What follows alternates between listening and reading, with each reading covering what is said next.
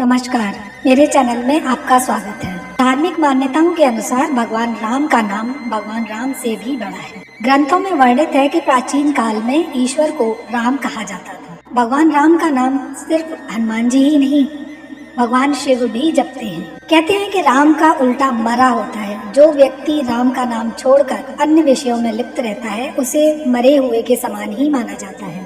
राम शब्द के बहुत सारे अर्थ बताए गए हैं। जैसे अगर राम एक बार बोला जाए तो ये एक नाम हो सकता है। आपके सभी दुखों को हरने वाला नाम हे राम होता है। अगर राम का नाम 2 बार बोला जाए तो ये अभिवादन का सूचक होता है। अगर 3 बार राम बोला जाए तो ये दुख और संवेदना का सूचक होता है।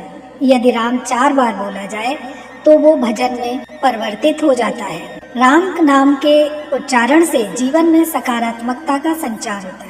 जो लोग ध्वनि विज्ञान को जानते हैं उन्हें पता होगा कि राम नाम जपने से हमारे चारों तरफ एक राम के नाम का आकार बन जाता है, जो हमारे लिए सुरक्षा कवच का काम करता है। लगातार राम का नाम जपने से हमारे शरीर का रोम रोम राममय हो जाता है। राम का नाम लेकर बहुत सारे साधु संतों ने मुक्ति को प्राप्त किया है, जैसे तुलसीदास, कबीरदास, रविदास। कहते हैं कि हरि अनंत हरि कथा अनंता, बहुविधि कहे सुनहि सब संता। राम का नाम राम से कैसे बड़ा है, इसके बारे में अनेक कथाएं प्रचलित हैं। तो आइए जानते हैं एक कथा के बारे में कि राम का नाम उनसे कैसे बड़ा है।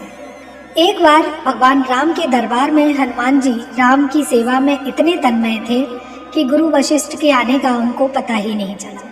दरबार में सभी ने उठकर गुरु का अभिवादन किया, पर हनुमान जी ऐसा नहीं कर पाए।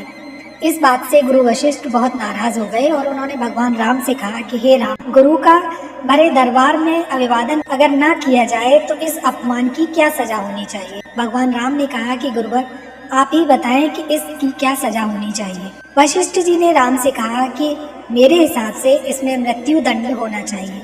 इस पर भगवान ने कहा कि हे गुरुवर, जैसा आप चाहें वैसा ही होगा, लेकिन प्रभु ये तो बताइए कि ये अपराध किया किसने है। गुरु वशिष्ठ बोले कि राम, वो तुम्हारा इतना प्रिय है कि तुम अपने आप को सजा दे दोगे पर उसे नहीं दे पाओगे। श्री राम ने कहा कि हे गुरुवर, राम के लिए सभी समान हैं, आप उसका नाम बताइए। पर गुरु वशिष्ठ ने कहा कि नहीं राम, मुझे तुम्हारे ऊपर कोई शंका नहीं है, पर तुम उसे मृत्यु दंड दोगे इस बात पर मुझे शंका है। पर यदि तुम मुझे ये विश्वास दिलाते हो कि तुम स्वयं उसे मृत्यु दंड दोगे अपने अमोघ बाण से, अमोघ शक्ति से, तो ही मैं उस अपराधी का नाम तुम्हें बताऊंगा और उसका अपराध बताऊंगा। भगवान राम ने कहा कि हे ऋषिवर, जैसा आप चाहेंगे मैं वैसा ही करूंगा, ये मेरा संकल्प है। कृपया करके आप मुझे उसका नाम बताइए। तब गुरु वशिष्ठ ने बताया कि ये अपराध हनुमान जी ने किया है, और हनुमान जी ने भी इस बात को स्वीकार कर लिया कि उन्होंने गुरु का अपमान किया।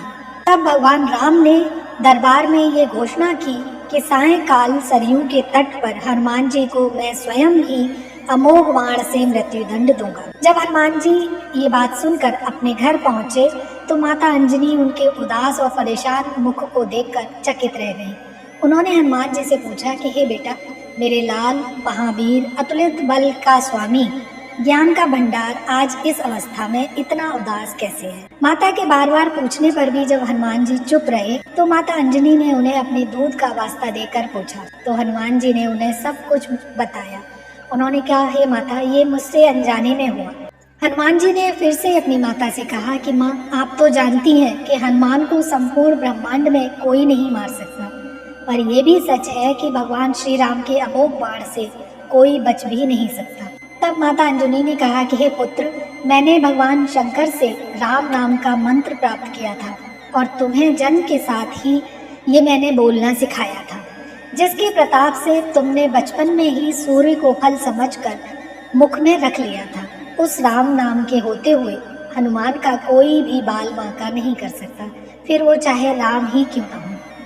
राम नाम की शक्ति के आगे राम की शक्ति और राम के अमोघ बाण की शक्ति महत्वहीन हो जाएंगी। जाओ मेरे पुत्र, अभी से जाकर सरयू के तट पर राम नाम का उच्चारण आरंभ करो, उनका जाप करो। माता के चरण छूकर हनुमान जी सरयू किनारे राम राम की रट करने लगे, उनका जाप करने लगे।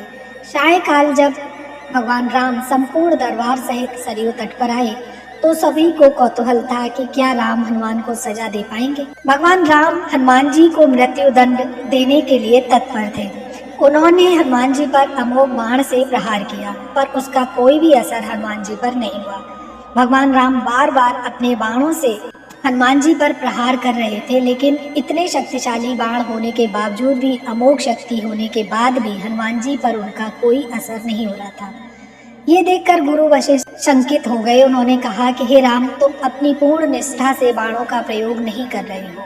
तब श्री राम ने कहा कि हे गुरुदेव, मैं गुरु के प्रति अपराध की सजा देने के लिए अपने बाण चला रहा हूँ।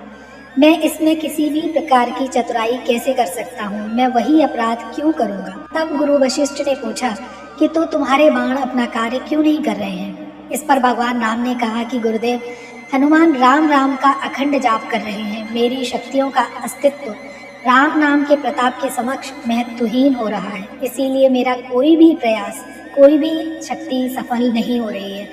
अब आप ही बताइए गुरुदेव कि मैं क्या करूं? ये सब देखकर गुरु वशिष्ठ ने राम से कहा कि हे राम, आज से मैं तुम्हारे साथ तुम्हारे दरबार का त्याग करके अपने आश्रम जा रहा हूँ, जहाँ मैं भी राम नाम का निरंतर जाप करूँगा। जाते हुए गुरु वशिष्ठ ने घोषणा की कि हे राम, मैं ये जानकर मानकर घोषणा कर रहा हूँ कि स्वयं राम से भी बड़ा उनका नाम है राम नाम। राम नाम महा अमोघ शक्ति का सागर है। जो कोई भी इसे जपेगा, इसको लिखेगा, इसका मनन करेगा, उसकी लोक कामना पूर्ति होते हुए वो मोक्ष को प्राप्त होगा। मैंने अपने सारे मंत्रों की शक्तियों को राम नाम के समक्ष न्यूनतर मान लिया है। तभी से राम से बड़ा राम का नाम माना जाता है। राम का नाम पत्थर पर भी लिखा तो वो पत्थर भी तैर जाता है, डूबता नहीं है। कहते हैं कि हुई है वही जो राम रच राखा, को कर तरफ बढ़ावन शाखा। दोस्तों, ये थी राम नाम की महिमा।